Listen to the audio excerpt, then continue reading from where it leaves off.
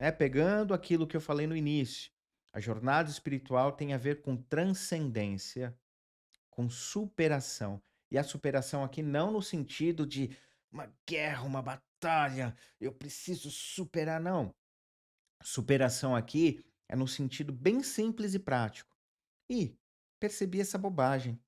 Nossa, isso não faz o menor sentido. Não vou ficar aqui tentando criar elucubrações para dizer o porquê que isso aqui não faz mais sentido. Eu estou sentindo que não tem mais ligação comigo. Supera, transcende, dá o passo adiante, abandona, simples assim, tá? Não é necessário muitas vezes a gente criar um lastro de conhecimento para criar uma justificação do porquê agir assim ou assado. Às vezes é algo muito simples. Na maioria das vezes é algo muito simples. Ixi, não tem mais sentido para mim. Supera, tá? Superar nesse sentido, não na coisa do foi uma batalha, eu tive que vencer, eu tive que ir além. Superou. Ok, bobagem. Não faz mais sentido para mim. Vai além. Então esse movimento de ir além, de estar disposto a observar o que há de mais amplo, do que há de mais profundo, de romper com estruturações, romper com modelos, tá? Isso é a jornada espiritual. Conforme eu me percebo criando estruturações, criando modelos e me sentindo cada vez mais dependentes desses modelos e estruturações, isso é uma jornada religiosa. Tudo bem? E o que outra coisinha que eu quero compartilhar aqui como provocação. Quando eu então percebo que eu estou nessa jornada bem estruturada, bem independente de fatores externos, o que pode ocorrer, né? Eh, Pode ocorrer e normalmente ocorre a, a busca por uma, uma experiência psíquica e emocional que me diga que eu estou seguro, que esse é o caminho. Porque lembra do que eu disse? Muitas vezes, o que leva a gente a buscar uma jornada dita espiritual é uma sensação de insegurança, de incerteza em relação à realidade que a gente está experimentando, tá?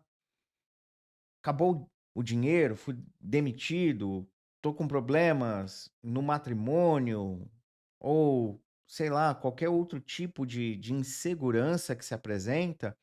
A maioria das vezes é isso que motiva a gente a buscar uma jornada espiritual. Seja indo direto para o modelo religioso, seja indo para o modelo dito espiritualista. Então, muitas vezes, o que leva a gente a buscar é a insegurança. Na maioria esmagadora das vezes, é porque a gente está se sentindo, de alguma forma, oprimido pelo contexto que a gente está inserido. Ok? Então, na hora que eu estou numa toada em que eu começo a criar uma relação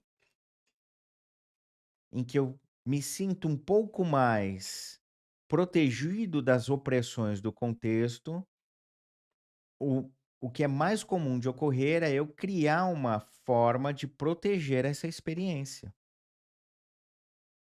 Tudo bem? Então vamos lá, para ser mais direto. Estou lá buscando um auxílio espiritual num grupo espiritualista XYZ. Não vou falar das questões das religiões tradicionais, tá? Mas eu busquei num grupo espiritualista XYZ uma certa segurança. O grupo vai me trazer um pouco disso, o grupo ficou, de certa forma, acolhedor comigo quando eu cheguei, me tratou bem, me acolheu, me levou para um processo em que, dentro daquele contexto de relações, foi até terapêutico, me deixou um pouco mais centrado, e assim que eu me sinto um pouco mais centrado ou fortalecido, por mais que esse fortalecimento não seja concreto e real ou de fato, tá, ele é oriundo dessas relações que eu estou descrevendo aqui, é natural que eu vá buscar de alguma maneira, eh, s tornar isso protegido. Eu vou proteger isso de alguma forma.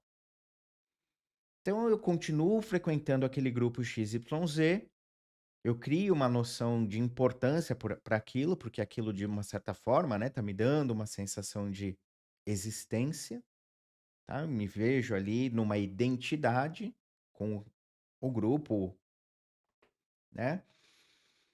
E aí, nessa minha frequência, eu começo a perceber as incoerências, não só do grupo, mas as minhas também.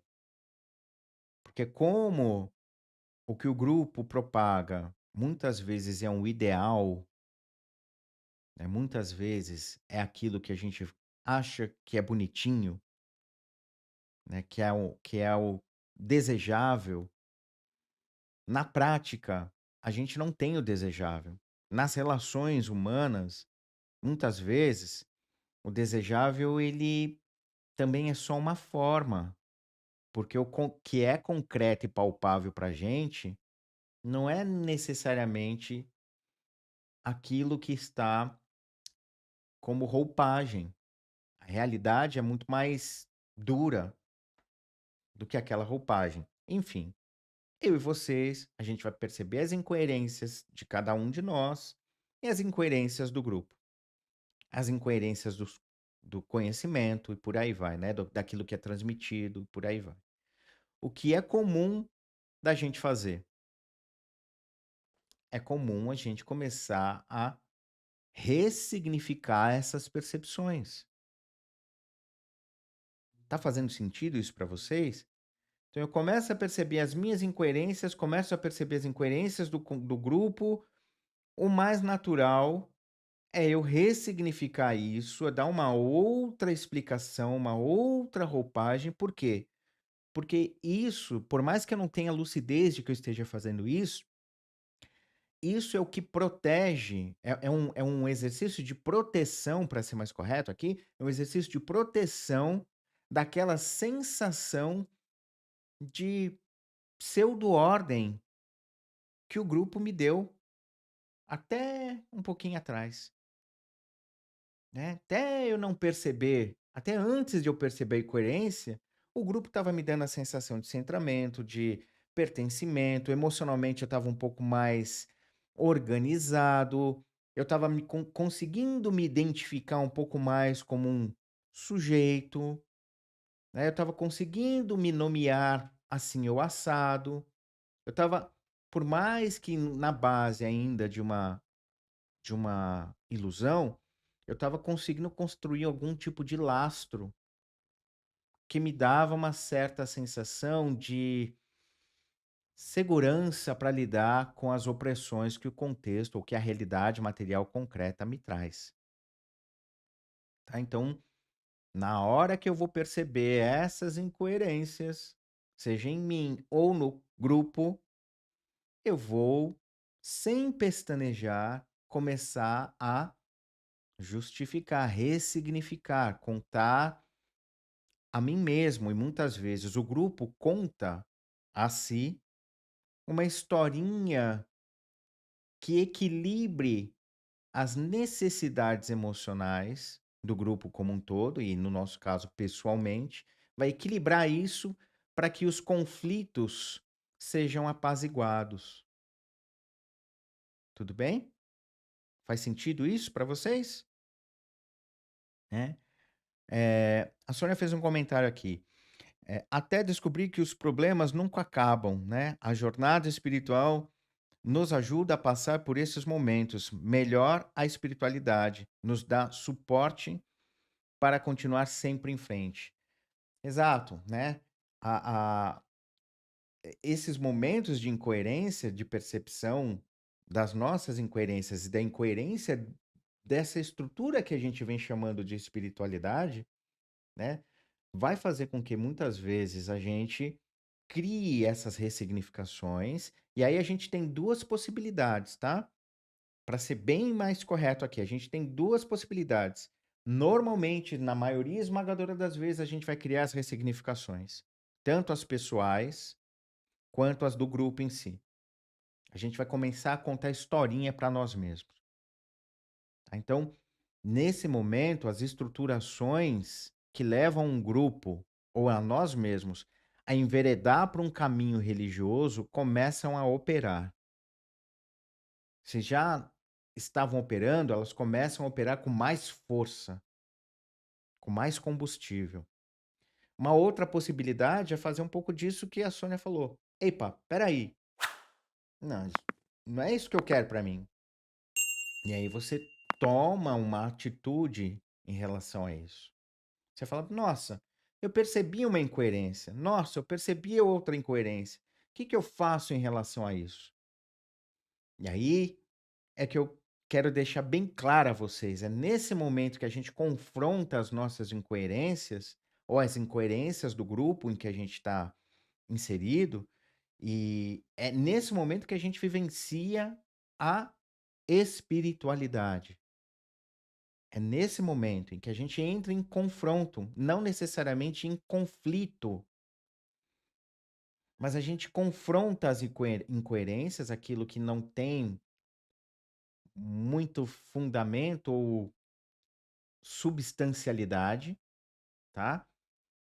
E aí a gente se dá a oportunidade de ir além, de dar o passo adiante, né? De superar determinadas coisas. Mas a maioria das vezes, o que que ocorre? A gente opta, até a gente fazer essa escolha de, não, peraí, isso aqui não dá mais. Até a gente olhar para a incoerência e falar, eu preciso superar você, isso aqui não se sustenta na realidade concreta, tá? Isso aqui é uma bobagem. Até a gente chegar nesse nível de discernimento, o que que a gente fez? Ressignifica uma, duas, três. A gente olha para o grupo e fala: não, mas o grupo é assim, o grupo é assado. Nós somos assim, isso aqui é assado. Tudo bem? Faz sentido isso para vocês? A gente vai fazer isso algumas vezes. E aí é que tá um dos, vamos colocar assim, um terceiro perigo. No meu modo de ver, talvez o mais o perigo mais perigoso, né, maneira de dizer aqui. Quando a gente começa a ressignificar demais as nossas incoerências e as incoerências do grupo, quando o grupo como um todo começa a fazer essas ressignificações, a gente começa a criar uma estrutura não só religiosa, mas uma estrutura de seita. A gente começa a agir como dentro de uma seita, como pertencente a uma seita, ok? Então, nesse movimento em que a gente começa a fazer, vamos supor aqui, tá? Vou dar um exemplo. Eu, Enki, monto um grupo e começo a falar sobre extraterrestres. E falar sobre extraterrestres dentro da cidade é legal, tá? É legal. Tem muita gente que vai lá, assiste as minhas palestras, mas de repente começam, mas a gente quer ver, a gente quer ver os discos, a gente quer ver não sei o quê. Não, mas vamos lá, né? Começam a questionar o meu discurso. Aí o que que eu vou começar a fazer? Eu vou começar, num linguajar mais nosso aqui, né? Eu vou começar a mistificar o processo. Não, mas veja bem, é que para isso precisamos estar num determinado grau de elevação ou fazer tal prática. Aí eu começo a viajar que você precisa ser vegetariano, ou que você precisa ser assim, ou que você precisa fazer uma prática específica durante uns dias, entendeu? E aí, naturalmente, pessoal, quando você se predispõe a fazer uma prática espiritual, né. Pensa bem, eu estou mexendo com os afetos de vocês. Estou mexendo com os afetos. Eu digo a você, se você quiser entrar em contato ou perceber, receber mensagens dos seres de não sei aonde, faça essa prática por uma semana. Não coma carne ou coloco qualquer outro dogma, ok? Eu estou mexendo com os afetos de vocês. E quando se mexe com os afetos, né, é complicado, porque você está predisposto, mexer com o afeto de alguém nos torna possível o deflagrar de algumas paixões, ou da paixão propriamente dito. E na hora que a gente, né, senso comum aqui, na hora que a gente se apaixona, a gente fica o quê? Cego, não é isso que diz? A paixão cega, não é o amor que deixa a gente cego, é a paixão. O amor clareia, né? O amor deixa a gente lúcido. Paixão cega. Então, dentro dessas, digamos assim, mesmo quem não saiba o que esteja fazendo, dentro da manipulação do seu afeto, mesmo que seja de minha parte inconsciente, eu acendo a faísca da sua paixão. E na faísca da paixão, quando ela entra em processo de ebulição ali, você vai enxergar aquilo que você quiser. Você vai estar predisposto a enxergar qualquer coisa como um sinal,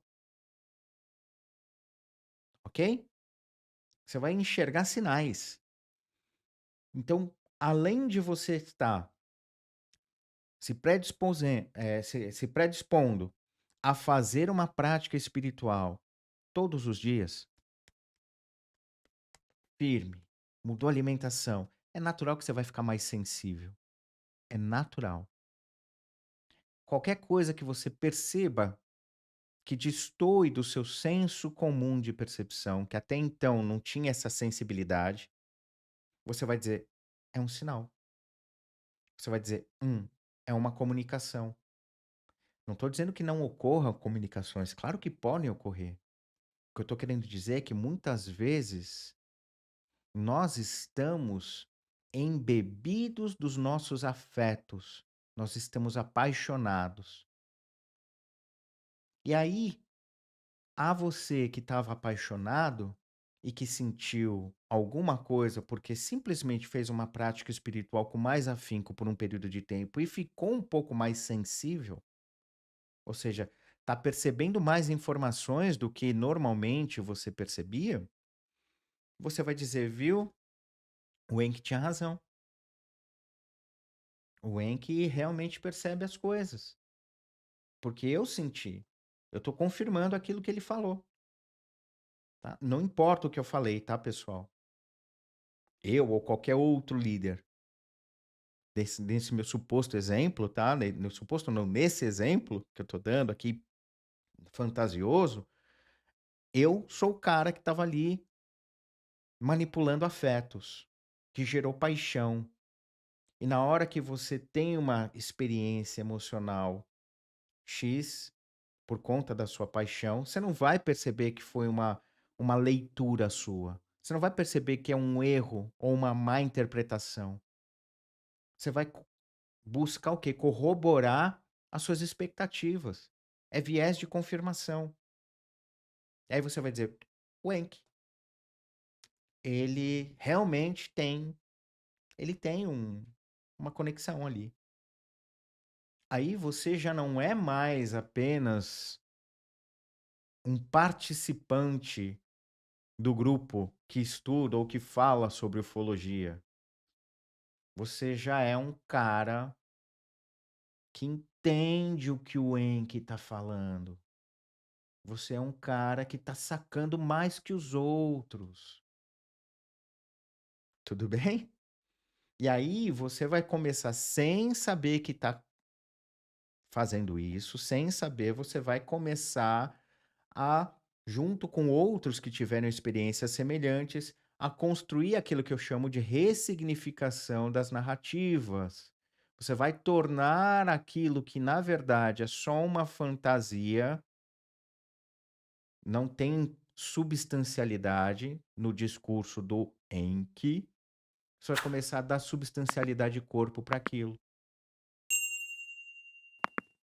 E aí começa a se gerar comportamento de seita.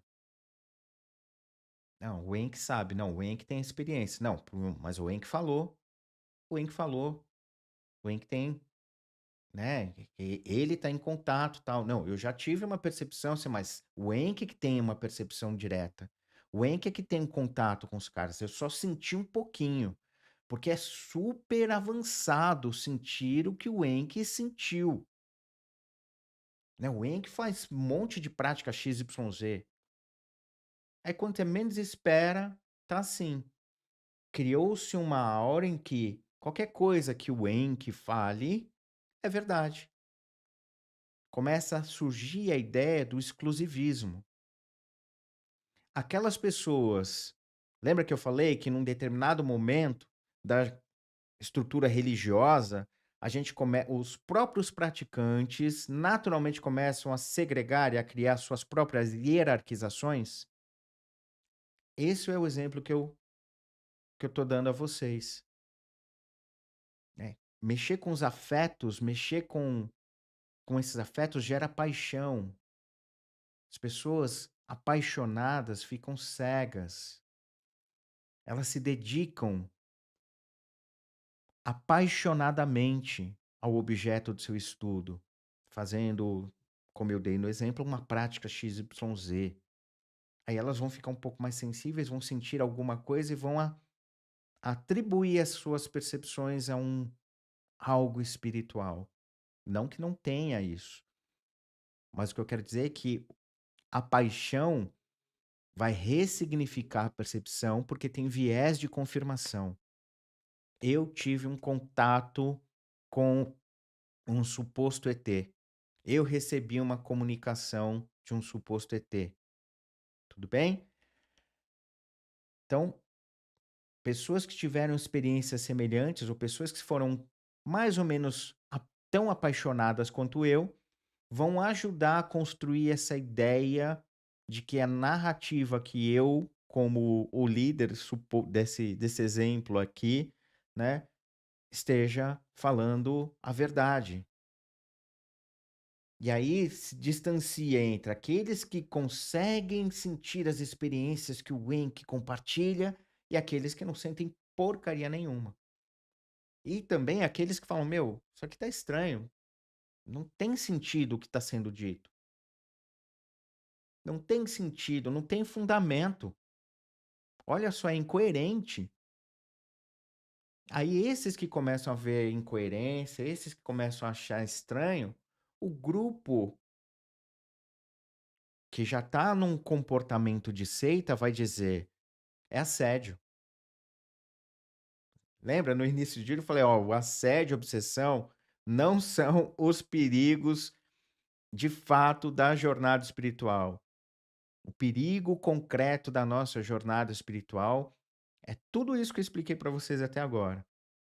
E o perigo mais perigoso, brincando aqui de novo, é quando a gente começa a ter comportamento de seita. Quando a gente começa a não questionar, quando a gente começa a ter viés de confirmação para sustentar uma pseudo-ordem.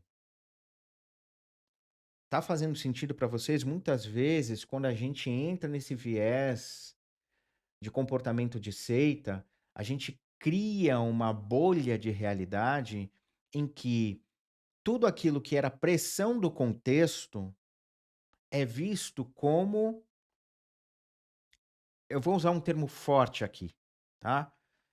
Mas é visto como uma imundície. O termo mais light para isso é visto como uma ilusão. O mundo é uma ilusão. O mundo é. As pessoas não sabem o que está acontecendo. As pessoas estão eh, vivendo numa matrix. Quantos de vocês já não escutaram esse discurso? Ou, se for o caso, já não fizeram ou fazem uso desse discurso. Talvez, se você faz, tudo que eu estou falando aqui pode ser extremamente incômodo a você e você pode estar realmente dizendo: ah, o Enki, isso aí é viagem, que ele não tem as experiências e fica aí falando. Porque se ele tivesse as experiências, ele ia ver que não é nada assim. Ah, o Enki está sofrendo assédio. Tá? Então, no momento em que o comportamento de seita se estabelece na gente ou no grupo, a forma mais natural de combater os contrapontos é dizer: você não está preparado, você nunca fez um trabalho como o que eu ou o grupo faz, você não sabe do que está falando, é assédio. Ou você é radical. Vocês podem escutar isso também, tá? Você é radical. Não, você é radical. Aí tudo aquilo que eles, como grupo, ou a pessoa particularmente, vivencia nos seus processos hierárquicos, nos seus processos, eh, digamos assim, religiosos, ele te acusa de estar fazendo. É você que é hierárquico, é você que é religioso, é você que está perdido. Tudo bem?